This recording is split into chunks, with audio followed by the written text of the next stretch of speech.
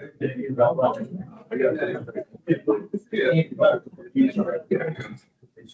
morning, everybody. My name is Ted McGinn. I'm with the firm Lavelle Law. Thank you for joining us at our breakfast briefs. We have another breakfast brief scheduled for the third quarter. I don't know about the date yet, but look for that in email blasts in the future. So I'll tell you a little bit about Lavelle Law. For those of you who don't know, we're a full service law firm. Our main office is here in Schaumburg. We also have an office downtown in Chicago. We have about 40 attorneys between the two offices. We handle a wide range of legal services, of course, business law, business formation, M&A work that Frank and I focus in. But beyond that, we also do a lot of other different practices, including estate planning, all sorts of litigation, commercial litigation, family law, real estate, commercial leasing, some banking transactions, banking law, foreclosure work, so a wide range of different legal services.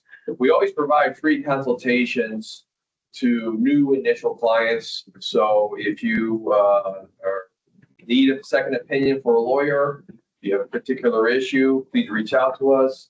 There are little sheets here next to you. If you're interested in reaching out to us, please fill this out and hand this to us, and we'll try to coordinate, get a time set up.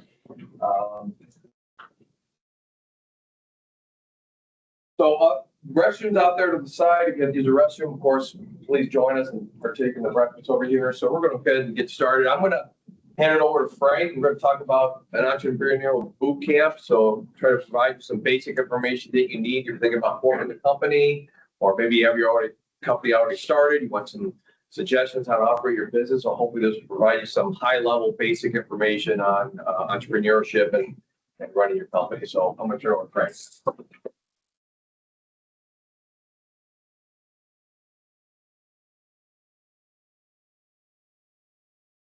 Okay. Thanks, Ted. Good morning, everyone. My name is Frank Portera. I'm a senior associate here at Lavelle Law.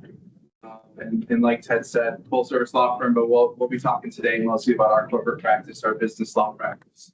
So here's the agenda for today. First, we're going to kick off with describing the entrepreneur and what each of you brings to the table. And then we'll get into types of entities, capital structure, shareholder and operating agreements, and then contracts. What makes a good contract, how to keep it airtight so that it's enforceable, and what kind of key provisions should your customer contract or any template contract you use have to make the most out of it. So Ted and I will be jumping back and forth. We'll do a little bit of dancing, he and I, to get through this for you guys. But thanks for coming in again. So we'll start with the entrepreneur. Each one of you has a competitive advantage, right? What do you bring to the table? What makes you commercially viable? And what do you bring to your customers? So obviously concerning yourself with profits, revenues, minus costs equals profits, anything that sets yourself apart, and having the right business law structure, having your entity set up the right way, having your tax structure, well thought out, having good contracts, all and add to what you do best as business owners. So for types of entities, if you're just starting out, this is a good kind of intro to the different types of entities and what they bring to the table and how you can structure your business. If you're already set with your LLC or corporation, maybe this is a good refresher for you. And feel free to reach out with any questions during the presentation too. So we'll start at the top, kind of with the most simple and basic form of a sole proprietorship, and then we'll go all the way down to limited liability companies. General partnerships and limited partnerships are a little outdated now, I would say. They still exist, mostly for real estate purposes, I would say. But our corporations and limited liability companies are the bread and butter and what we would mostly recommend starting with. So for a sole proprietorship, this is just you going into business by yourself without any kind of registration with the Secretary of State. Very informal. You recognize all income on your Schedule C of your 1040 tax return. The kind of disadvantage of a sole proprietorship is that it's unlimited personal liability. So you don't separate yourself from your business venture. Any kind of debts, obligations, or liabilities are attributed to you personally. So this is kind of the default structure that through our counsel, we would probably advise against. C corporations are the default corporate structure. It starts by filing articles of incorporation with the Secretary of State, either in Illinois. Some nationwide companies file in Delaware. That's kind of the national corporate law. But, through our representation, our consultation with you, we can kind of pick and choose and evaluate what state is best for you. Most of the time for our companies, it's Illinois, but there are certain instances where Delaware makes sense. C corporations provide limited liability. That's the general rule, that the debts and obligations are separate from the personal shareholders, the owners. So there's no personal liability. That's the general rule. So long as corporate formalities are followed, you keep your company in good standing. The corporation acts like a corporation, for lack of a better phrase. The C corporation itself incurs taxes, and you see this a lot, the double taxation idea, where the corporation at the top level, when it earns income, it's taxed at that level, and then when it distributes out to its owners and shareholders, those shareholders are taxed as well. So that's the idea of double taxation. S corporations are corporations by state law structure, so there's no real difference in terms of what the Illinois Secretary of State knows or your internal corporate book. But the S corps make an election under subchapter S of the Internal Revenue Code, and that allows for flow-through income tax there. So it avoids the double tax. The S corp is only taxed when it is not taxed at the corporate level at the top, only when it's allocated to the shareholders.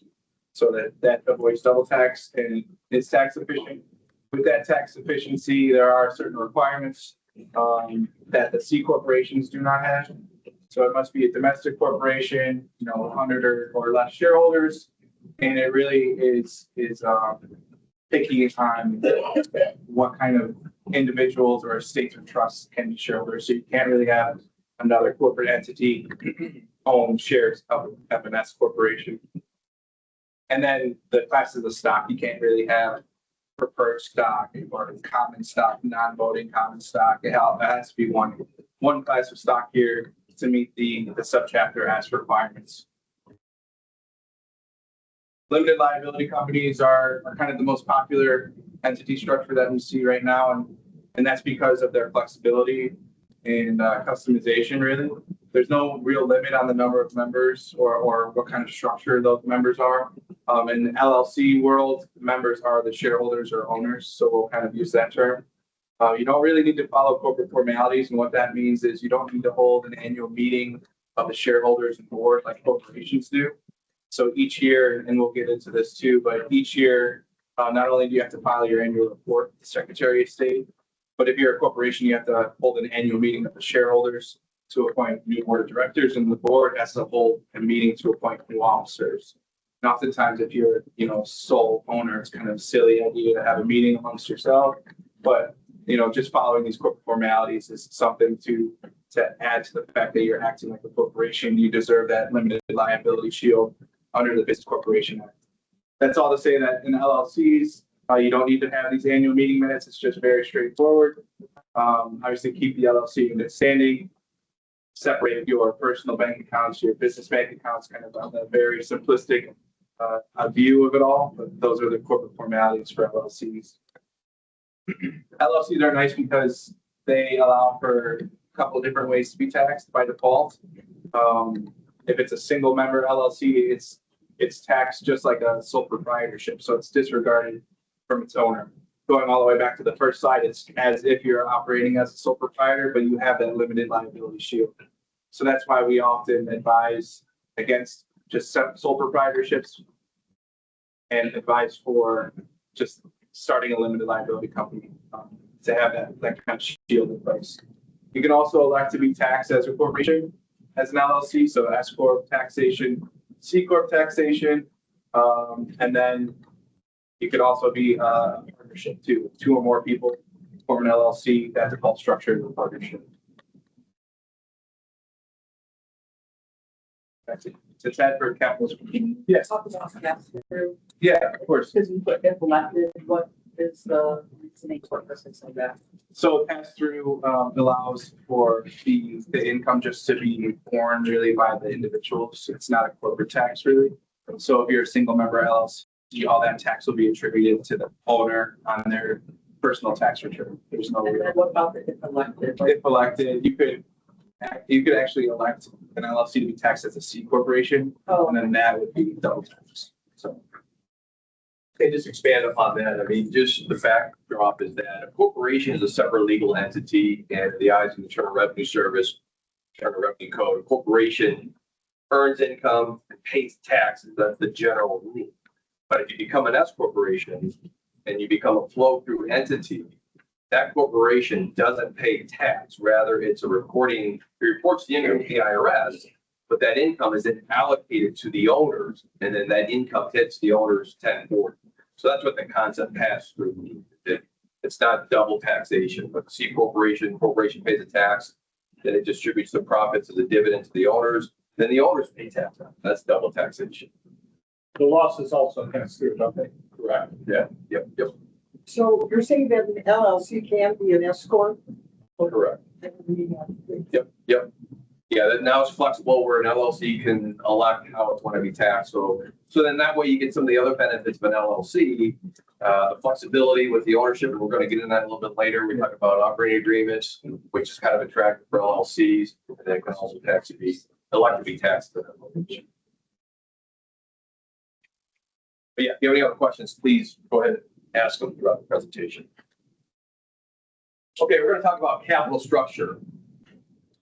So we all know the concept risk reward. Everybody's probably heard of that before. What that generally means, the riskier an investment, the greater reward that investor is going to demand. Or alternatively, if it's less risky, that investor may be willing to accept a lower return. And so that whole concept is always present when you're talking about capital. Okay, when I talk about capital, when you're running a business, you need capital to operate. What is capital? It's cash. Okay, so you're going to operate. You're going to, sell product to your customers or services. Sometimes customers, they don't pay like they're supposed to. They may sit in on 30 days, 60 days, whatever. Ideally, they pay right away.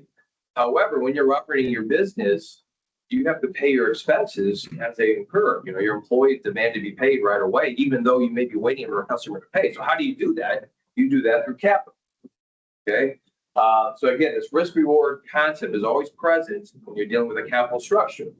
So in this little chart here, debt is typically less risky for the investor. And as a result, typically they get a smaller reward for that. What is debt? It's a loan. Preferred stock is kind of in the middle tier. Preferred stock, somewhat risky, but it's a little intermediate reward. And then the bottom, common stock. That's the most risky investment. And as a result, the investor typically wants the greatest possible reward. Okay, so the capital structure, I mentioned debt, equity.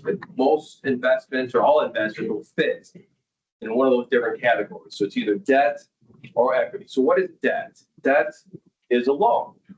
Typically, when you think of debt, you're thinking about you're going to your local bank. You're going to borrow money from the bank. And it doesn't have to be a bank. It could be a relative. It could be anybody who wants to help you run your business. But basically what debt is, you're going to be giving the investor a promissory note. And that note's going to have a set payment schedule. It's going to have an interest rate associated with that.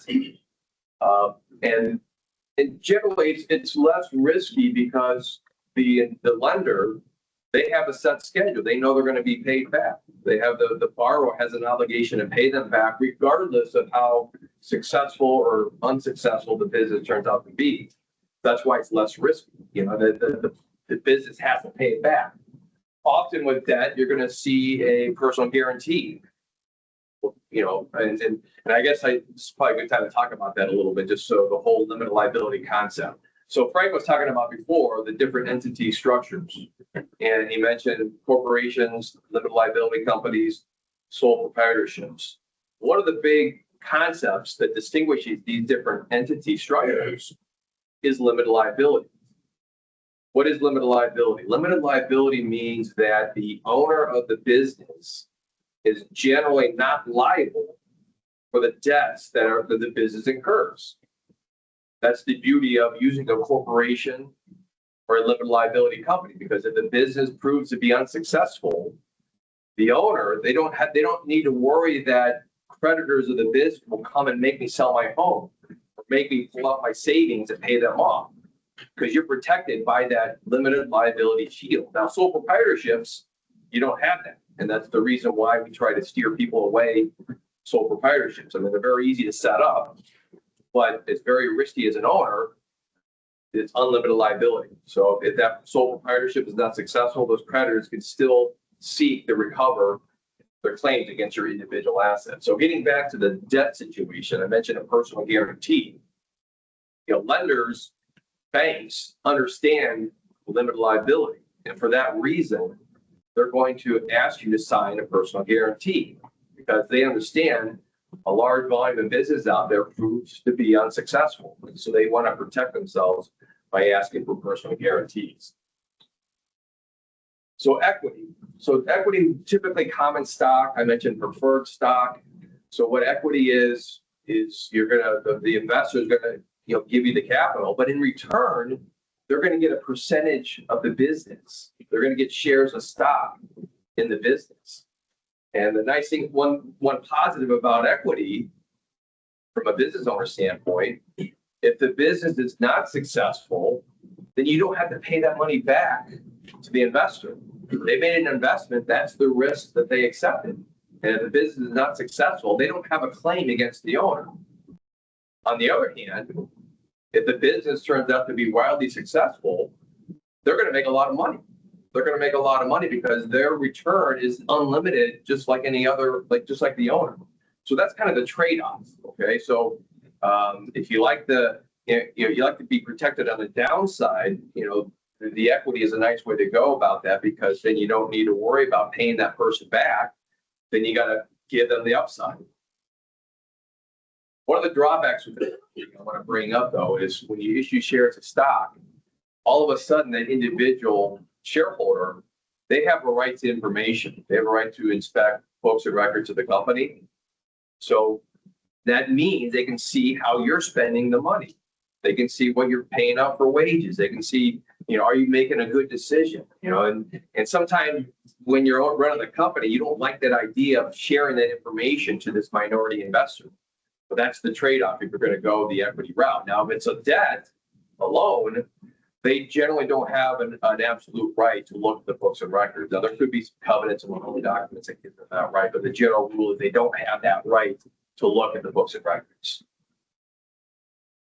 Any questions on debt versus equity? Okay, so when you're operating a business, where is the money going to come from? Typically, it comes from these four areas. Personal savings. You can go to a bank, you may go to friends, associates, investors, or you may go to family. So that's typically where you're going to seek to have your money come. Regardless where it comes from, though, you're still going to want to decide, is it debt, is it equity? Personal savings, you have full ownership, you don't have any other people involved in your business, which is kind of nice. But obviously you may limit your growth. You're only limited by how much you can put in out of your personal savings. Plus, again, you may not want to invest all your savings in your business. So that's the drawback of personal savings. Banks, lending institutions, typically it's going to be a debt, just a vehicle of some sort. Rarely does a bank going to take on any sort of equity. And as I mentioned before, they're going to ask you to sign a personal guarantee. That's pretty typical, pretty common. In addition, banks will often file a lien that will encumber all of the assets of the business. And again, as you can see, that's more of that notion of why debt is less risky. So now the bank, they've got a personal guarantee. They also have a lien that encumbers all the assets. They got a set payment schedule. So that's less risky. Now, I'm not saying it's completely unrisky, because a company could go bankrupt, but it's less risky than common stock. So friends, associates, investors, so that's another source of funds, okay? That very first point up there, you have to decide, is this investor, friend, associate, whatever, is it equity? Is it debt?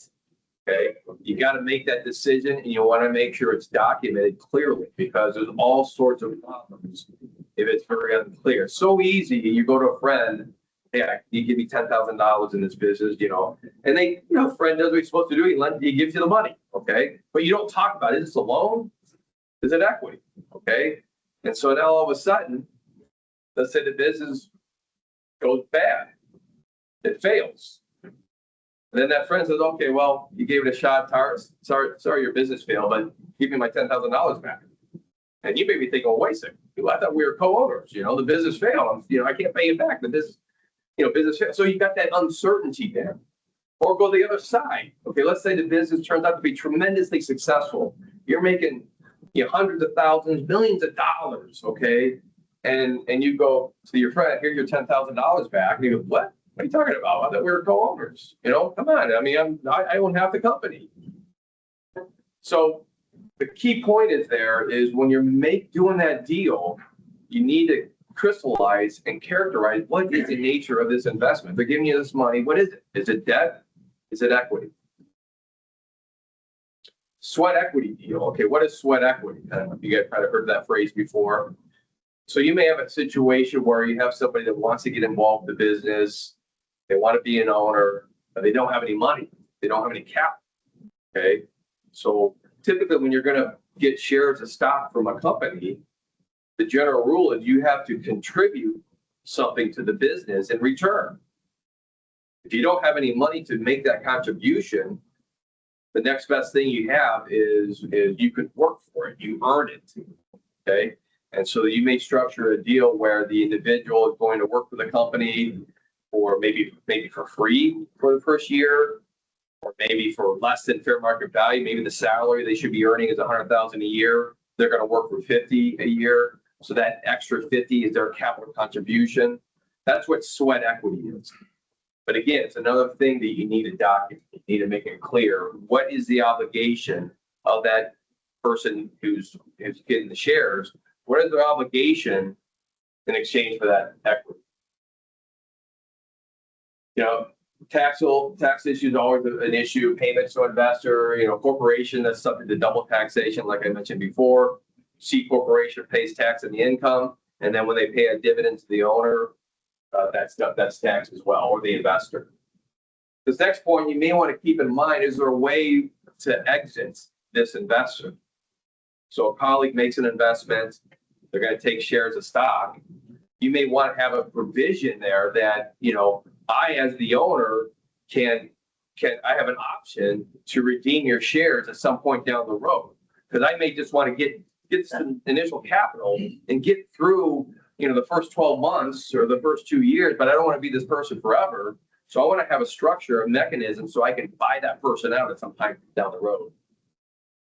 And we're talking about shareholder agreements a little bit later down the road, but that's where you would see these sort of provisions. Family is another source of income or capital. What is the intent of the investor? Is it going to be a gift? If you go to mom and dad, they're going to give you some money. I mean, is that going to be a gift, or is that an investment? Is that a loan? Again, the same issues are present in the family that you're going to deal with any of your associates or friends.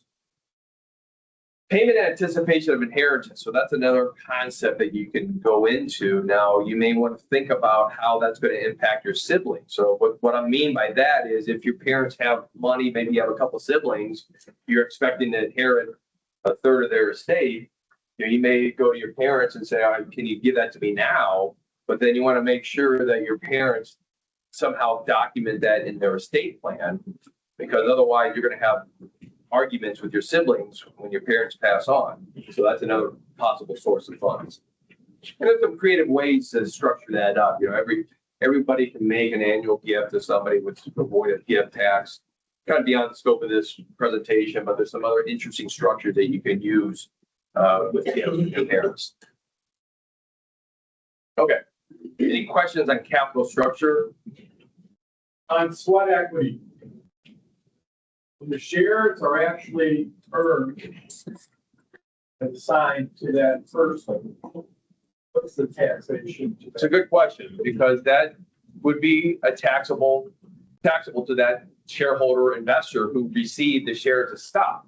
So under the Internal Revenue Code, you have to pay tax on any sort of income that you receive in exchange for services. And in this situation, shares of stock is a source of, is income. And now you may think in the traditional sense, income is money. That is the most common way of getting paid as an employee. But in this case, the employee is getting paid by shares of stock.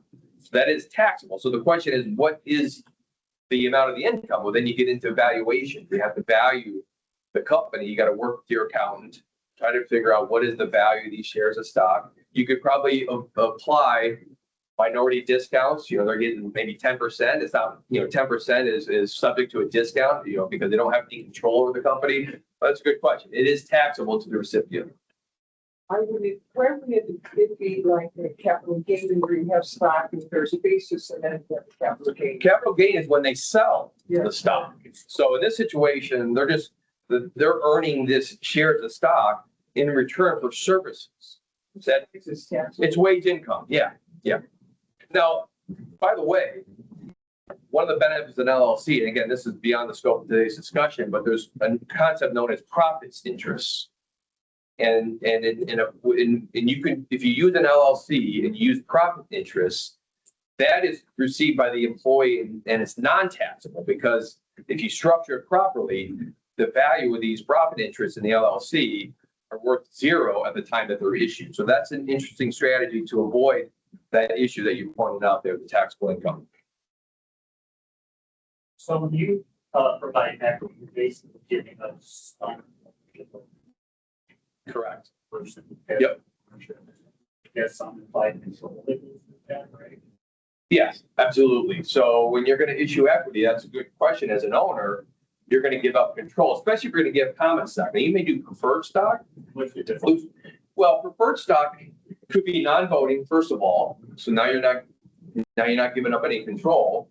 Second of all, preferred stock typically has a stated return on the almost like interest with a loan.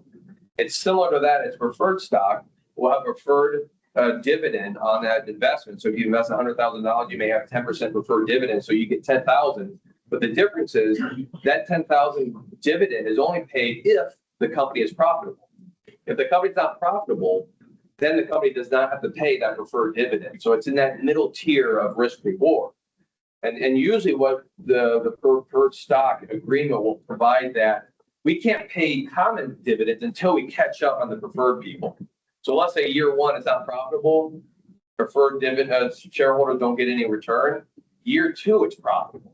So in that situation, before we can pay the common stock to shareholders, we got to catch up on the preferred people first, then we go to the common shareholders. So you can see how the middle tier is a little less risky than the common shareholders.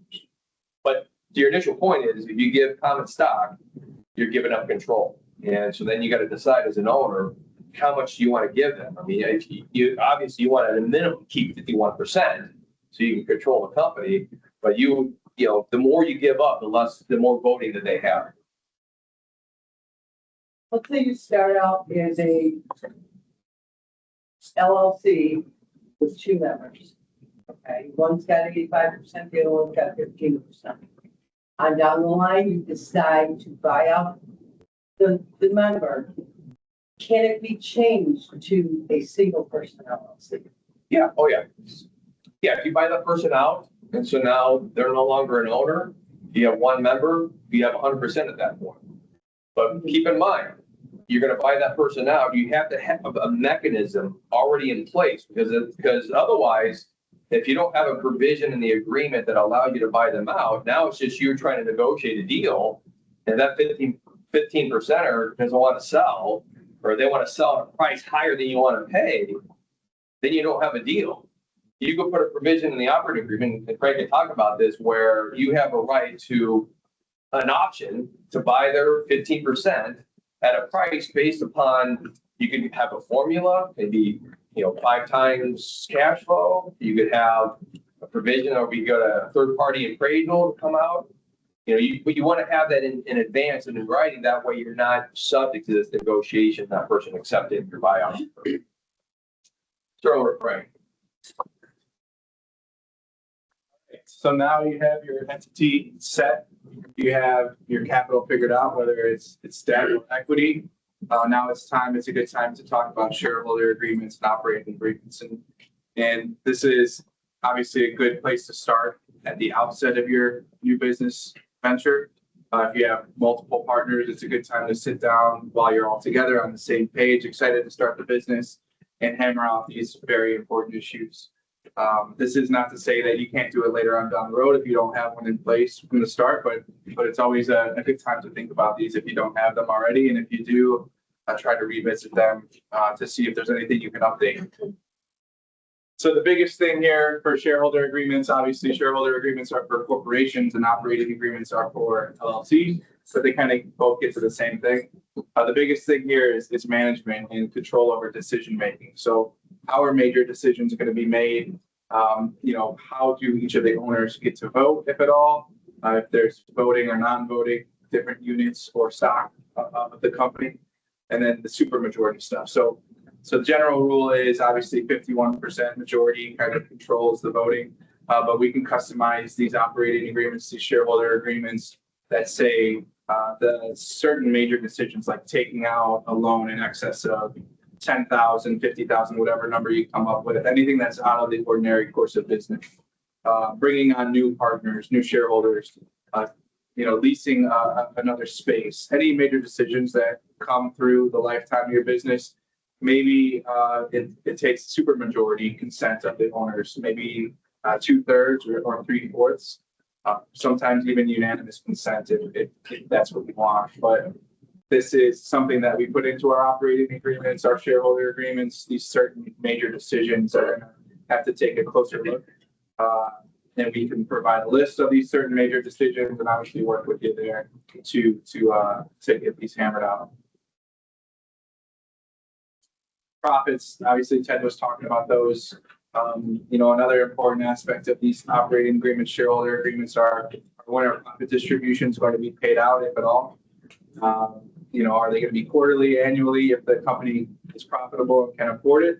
So these are requirements we can put into these agreements, and it helps you distinguish between wages and profits. So a shareholder can wear two hats. They can be an employee of the company and earn W-2 wages. Then they can also be an owner, a member, or a shareholder of the entity and earn profit distributions there. So two different ways to be taxed, two different ways to earn income there. Shareholder debt, like Ted was saying, with preferred equity, you could put in a shareholder or operating agreement that the preferred equity holders must be paid off first, or they have a preferred interest to be distributed profits first. The same thing here with shareholder debt. Sometimes the company's low on cash, you've been operating for a few years. One shareholder is in a better spot to send an influx of cash to the company as a loan.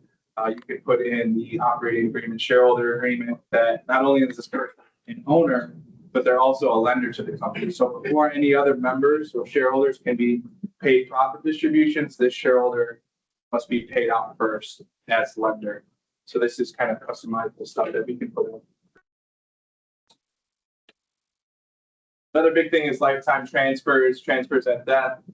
You've heard of right of first refusal. So this kind of helps to keep the corporation or the LLC closely knit. You don't want one of your members, say you go into business with 2 or 3 other people, without a right of first refusal or a restriction on transferability. One of those people can walk down the street and sell their stock to their neighbor that you have never met. You don't know if they're experienced in the business that you operate in. So with this right of first refusal or a restriction on transfer, we make that selling shareholder first come back to the company and the other members first if they want to sell some kind of their interest in the company. And this provides some kind of peace of mind that the people you're going into business with are pretty much your team that you're riding with until something happens where you have the authority to approve a new member or approve a sale. Transfers at death. something, as well as incapacity. So say one of your owners unfortunately passes or becomes permanently disabled, what's going to happen to their shares? Are they going to pass to the estate, to the family, the spouse, the children? Maybe that's okay. Maybe, you know, the family is experienced in the business too, but maybe they're not. They have no idea of the highly specialized field that you're in, and you don't really want to go into business with them. So there's provisions we can put in these shareholder agreements and operating agreements where there's a mandatory redemption maybe by the other member, that when one member passes, they have to pay out the estate for the shares and kind of become the sole owner, or they bump up their equity there. So this avoids any kind of uncertainty or any kind of business partners that can come in. And again, like Ted was saying, as soon as you're an owner or shareholder or member, you have a right to inspect the books and records, and you have a right to vote. If the previous owner, the one that passed, had a right to vote, not their estate, their spouse, their children have the right to vote and see what's going on. So thinking all of these out at the start of shareholder agreements and operating agreements, unfortunately, it's a tough thing to think about. You're excited to start your business, but you've invested a lot of time, effort, and money. So you want to make sure that not only the company, but your other partner, you know, are taken care of as well, and their family. So putting a good valuation on what the equity is worth at the time of death through a formula or some kind of agreement. Sometimes we put in that the owners will meet annually at the end of the year and kind of look at the financials and put a number on what 50% or what 15% of the equity is worth. Sometimes that doesn't happen. You know, people get busy, they don't really meet every year. So on the other hand, we put in some kind of formula where it looks back at the last few financial years, kind of its evaluation without your accountant there on what the fair market value would be of that stock or that equity ownership in the LLC or shareholder corporation. So funding the agreement, if someone passes or becomes incapacitated and you have that requirement to purchase the shares of that person, that deceased member, there's a couple different ways to fund it. Through life insurance, the other member can purchase life insurance on the life of the other member and become the beneficiary. So when that person passes away, they get the proceeds of that life insurance policy and pay it out to the estate, the spouse, the children, to buy back those shares. Another way is to put in some kind of arrangement where the other member of the company would enter into an installment agreement or a promissory note, kind of like a loan. When someone passes, they take back the shares, but obviously it's going to be over a period of time, maybe a couple of years at some set interest rate that we put in to the operating agreement, to the shareholder agreement, so that there's clarity there on how that estate is paid back with shares. Any questions on shareholder agreements or operating agreements?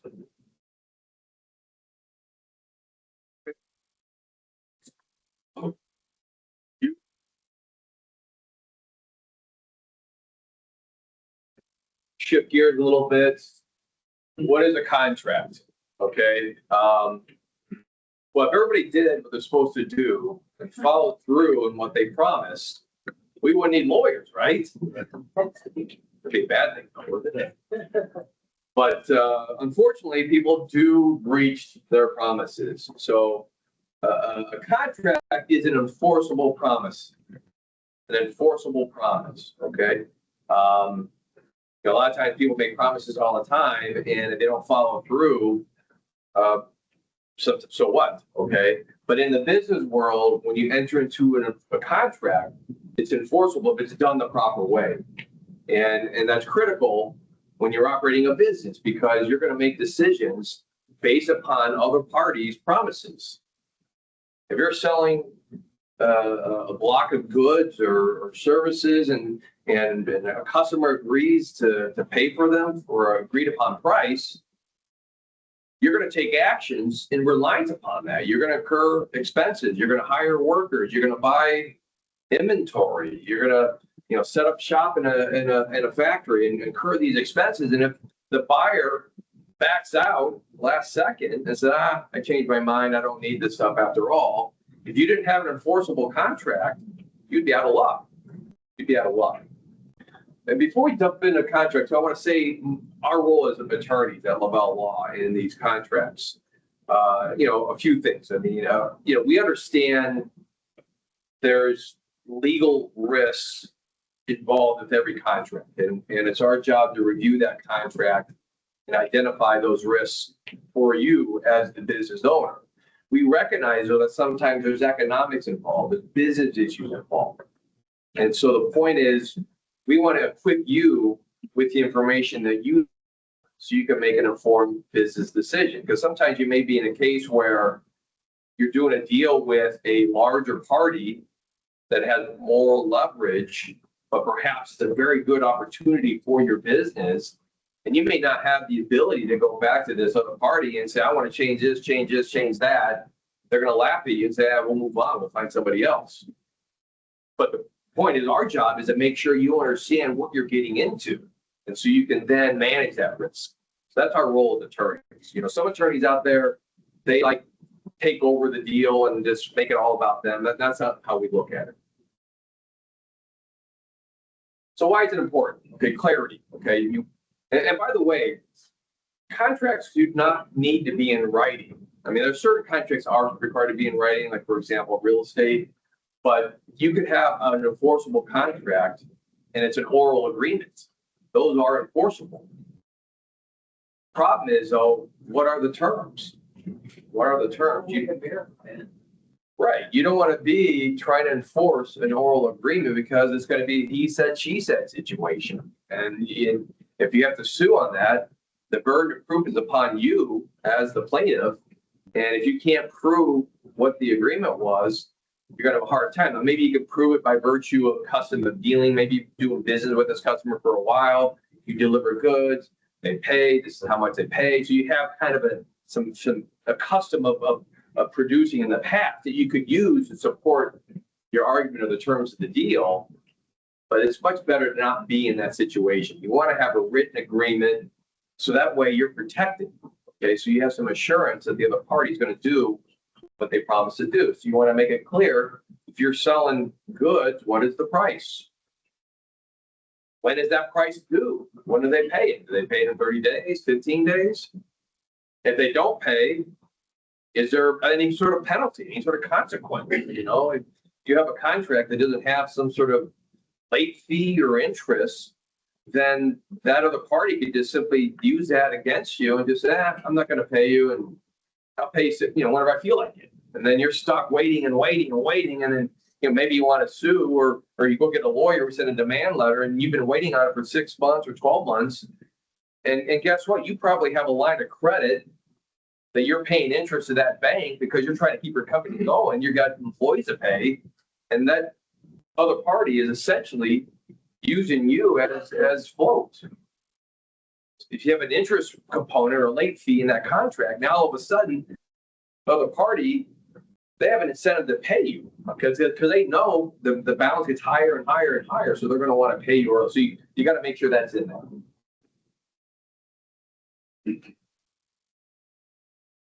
Breach of contract. So let's talk about damages a little bit. So if there is a breach of the contract, you can sue, and your traditional concept of damages is the court will award you the money that you should to make you whole. So if you're, supposed to be selling, 1,000 widgets and the price is $5 a widget, and you do the math and they don't comply, then they have to pay you what that price is. So that's compensatory damages. On the other hand, you have a duty to mitigate. So let's say you, in that situation, they breach, they don't pay for the 1,000 widgets. You're able to sell them over here, but maybe at a lower price because you're trying to unload them. You got to liquidate it and sell them at half the price. In that case, you can only recover half of what they promised to pay you. Again, the court is trying to make you whole. One thing I should mention here is attorney fees. It's a very important concept. In Illinois, you cannot recover your attorney fees if you have to enforce a contract unless you have a provision in that contract. If the contract doesn't mention that you can recover your attorney fees if you sue and enforce, then you're on your own. So, and attorneys are not cheap. Okay, so let's say you have to sue to enforce a contract. You have to pay your lawyer to go ahead and file a lawsuit, file a complaint. 6 months, 8 months later, you spent 15, 20 grand on attorney fees. Finally, the defendant is going to pay up, and you're going to say, what about my attorney fees?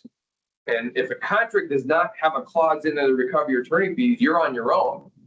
So let's say you get a judgment for $100,000, but you paid your lawyer $20,000. You're netting out 80, so you're still not made whole. So it's critically important that any written contract that you have includes a provision on recovering attorney fees. So make sure there's interest in there. Make sure there's attorney fees in there. Yep.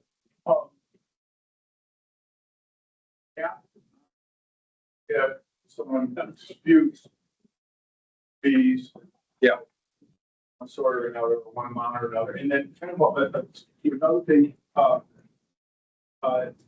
is there like a typical time it takes to force payment on some of these, in your guys' experience, when people are reluctant, they're just being whatever. Yeah. And they have money, but you're just playing, you know.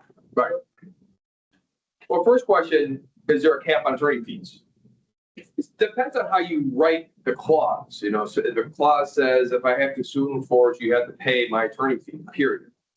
Sometimes people put in reasonable attorney fees in there. In addition, judges will also, sometimes they'll get more active and we'll get over the fees and make sure it's reasonable. Some judges will be like, to the plaintiff, that you pay your fees, and the plaintiff said, yes, okay, defendant, you have to pay, you know, and in their mind, that's reasonable. If the plaintiff paid their attorney, then they got to pay, you know. So it depends on how it's written, depends on the judge.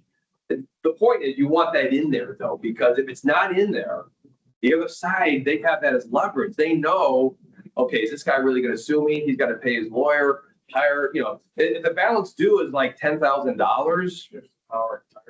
Yeah, if the balance due is $10,000, not that that's a small amount of money, but like when you come to hire a lawyer, you're going to spend that easy in a lawsuit, and you don't have attorney fee shifting provision. Guess what? You're going to say it's not worth it, and that other party knows that.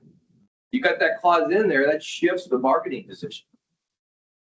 And then the other question, as far as timing, I mean, it depends on the party. I mean, what we typically do, we would encourage, if somebody is not paying our client, we always recommend us sending a demand letter, because with a threat to sue, that kind of shifts the paradigm a little bit, because all of a sudden, you know, before they're just dealing with, you know, you individually, and they're not too threatened, okay? But now you went to a lawyer, that could shift the paradigm. Now, it's possible that party is just flat out of business. They're not making any money. They don't have the cash to pay, and they're robbing a computer to pay Paul, and they're going to go out of, you know, that's a possibility, in which case a demand letter may not be helpful. But a demand, you know, we would charge like $500 to do a demand letter. And so it's worth that to try to, maybe that gets them to pay up. So injunctive relief, what is injunctive relief? That's a little bit different. Okay, injunctive relief is you're asking a court to order somebody to do something. Okay, in the area of contract law, courts don't order people to do things. You know, they typically say, you know, money is how we solve this problem. Now, there's a few areas where you can get injunctive relief. One of the most common areas would be non-compete provisions. In that situation, you may have a key worker sign a non-compete. They leave, they go to a competitor. You could sue to try to get injunctive relief, an order for that worker to no longer compete against you. The bar to get injunctive relief is very high. You have to show irreparable harm. It's not granted very often. In the area of contract law, when in a business situation, rarely is something you're doing with injunctive relief. Personal guarantee, we talked about a little bit ago. As a business owner, you want to avoid it if at all possible. Now, in the area of a loan from a bank, it's going to be unavoidable. A bank is going to require a personal guarantee. They're going to want a separate document. But the reason it's in this section here you gotta be careful. People can be very sneaky, okay? So they may send you a contract and it's all, you read it, okay, it's what we agreed upon, okay, fine. I sign at the bottom. But then, wait a second, I'm signing twice. Why am I signing twice? And if you're not careful, what you're doing is there's a section there to sign on behalf of your company. And then right below it, you're signing individually. Okay. And so without realizing it, you may be personally guaranteeing that contract. And so a lot of parties will be sneaky about that. And they'll just put it, just a one liner at the bottom of the contract. You know, the undersigned hereby agrees to personally guarantee this liability. And you're like haphazardly signing these things without thinking you're busy in your day and you're not really thinking about it, or you get a DocuSign and you don't really read through it. So be careful on these personal guarantees. You want to avoid it if at all possible. Mentioned attorney fees a little bit ago. Make sure that's in your contract. Warranties. Okay, so what are the warranties? So typically if you're selling goods or services, in the contract, you're going to warrant that this good is going to meet certain specifications, certain, requirements of the buyer. In Illinois law and in other states, they have what is known as implied warranties. Implied warranties. You got express. The express warranties are written in the contract, and those are easy to deal with because you could read that and say, yeah, I agree with this. Yeah, this good will conform to this written express warranty. But there's also implied warranties, implied warranty of merchantability, implied warranty of fitness or particular purpose. And these things are very broad and ambiguous warranties. And so what we try to do with our clients, if you're selling goods, we want to disclaim implied warranties. That way you don't get sued for some sort of implied agreement that you may not have intended. Indemnification is another clause that you may have in there if you're being hired to do some sort of services. Indemnification would be a provision where you're going to hold them harmless. If something happens or some sort of, somebody gets hurt, some sort of liability, I'm going to indemnify you for that loss. So that's a clause that you'll often see in an agreement. And it's important to make sure that we negotiate that and review that. So it's only necessary in your agreement. Any questions on any topics, really? We talked about a lot of things here. Yeah, I was curious, for the contracts, covered quite a lot. I was just wondering, is it all something to consider for the operating agreement? Yeah, I mean, the operating agreement is a contract. Okay, obviously you're going to want it in writing, and it's going to be an extensive document. And so you're going to contain all, anything, whatever your agreement is, it needs to be in there. Now, a lot of times, the hard thing is when you're going into visit with somebody, a lot of times it's somebody maybe a friend, maybe a colleague that for a while. And you may think, do I really need this operating agreement? I mean, we're on good terms, we're friendly. My answer is yes, because things change, life changes. Your friend may get married or may get divorced, or now all of a sudden his wife, your friend's spouse's attorney is coming after you, or maybe all of a sudden there's a falling out, or whatever. There's all kinds of possibilities. Life changes, people's expectations change. And if you don't have that contract in writing, now you're vulnerable. So I definitely want to get that in writing. Is there a period of time, once you've entered into an agreement, a contract, that it's revocable on either party's part or it's installed?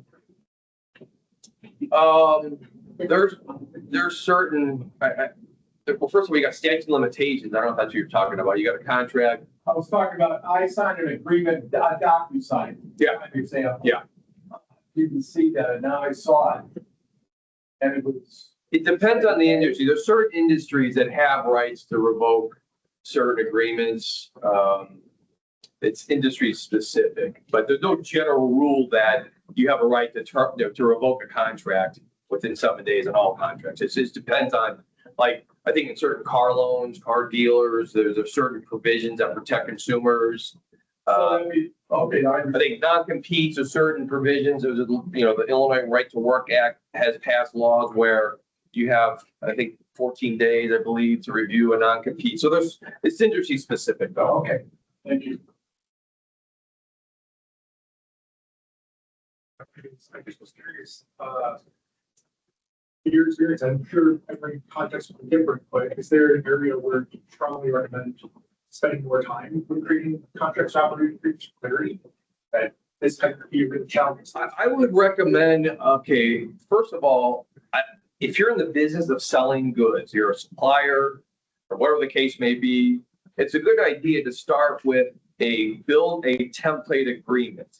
That if you're going to be constantly repeating the same deal, more or less, maybe different customers, but more or less the same transaction, you should build a template agreement that you can use on a regular, consistent basis. And this agreement is going to be built to protect you. You'd work with your attorney, we put all the best provisions in there, and then you would just routinely use that agreement with your customers. And now, time to time, a customer may come back and say, what I'm striking this and striking that. Then you come back to your lawyer and say, Ted, what does this mean? They struck this clause. Is that critical or not? But that's what I would recommend any business to do. And actually, go ahead. Entrepreneurial package, would that be something you'd start with? Yeah. You guys all looked at that kind of sample agreement? Yeah, this segues perfectly to this. This entrepreneurial package, $1,500. So that includes the formation of your company, okay, whether it's a corporation or LLC. Then it also includes the creation of a template contract that you would use. Okay, that's all part of that package. It does not include, though, if you have a multi-member shareholder agreement or operating agreement. The reason that's not included is because that gets a little bit more time-based. You have different investors, different owners. It gets a little bit more complicated. And then this other package, outside counsel, what this is, it's $500 a month. And that gives you the right to have 2 30-minute consults a week. Because time to time you're operating your business, you may have an issue come up. We have a problem with this employee. How do we deal with this? Or we have a problem. This customer's not paying. How do we handle that? And you can pick up if you don't do that, you call your lawyer. Typically they will bill you on an hourly basis. But this outside counsel package is $500 a month. You get these 2 30-minute calls per week. That's included.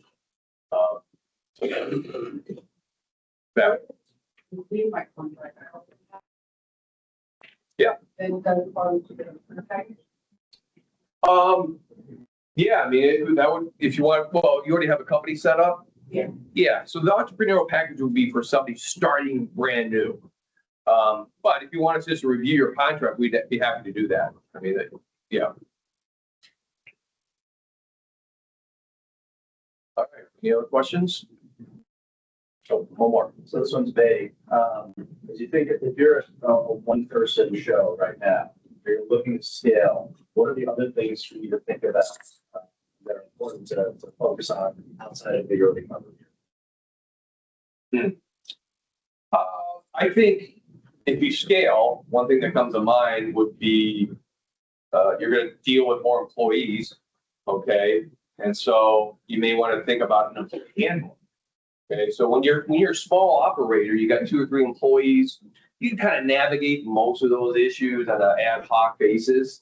But as you get larger, you're going to be dealing with more and more of these employment issues, personnel issues on a regular basis, to the point where you're going to be completely distracted as an owner. A handbook is a nice way to create a roadmap to how to deal with these issues that pop up from time to time. Because once the issue pops up, you go to the handbook. Okay, and so that would be one area that I think would come to mind is dealing with as you expand. The other one is intellectual property or trademark, the branding of your company. If you spend a lot of time and money and effort on, building your business name or any kind of logo or phrase or slogan that you have, it's a good idea to get some kind of trademark protection, so federal trademark to allow you to prohibit others from using the same or similar mark, phonetically sounding similar mark, anything like that. Especially if you're thinking about an exit, you always think about exiting, you create this business, at some point in time, maybe you envision selling this business to some private equity company or some third party strategic buyer. Having that intellectual property, that registration as an asset on your balance sheet, that's a nice value piece that a buyer would look at and put some value on that. Thanks. One more. An LLC. LLC, it's not making money yet, but we have some friends who have the skills that can help you. I mean, you guys talked about different ways of, like, what equity of things, but is there a way to categorize who's our best way of looking for people to the partnership, LLC, I mean, to the partnership, or is it equity, or what are the best ways for it? Yeah, I think you gotta decide what's best for you. Okay, it's a trade-off. Okay, so if it's gonna be equity, you know, you get back to, okay, so you know, they're gonna have information rights typically, they're gonna have voting rights.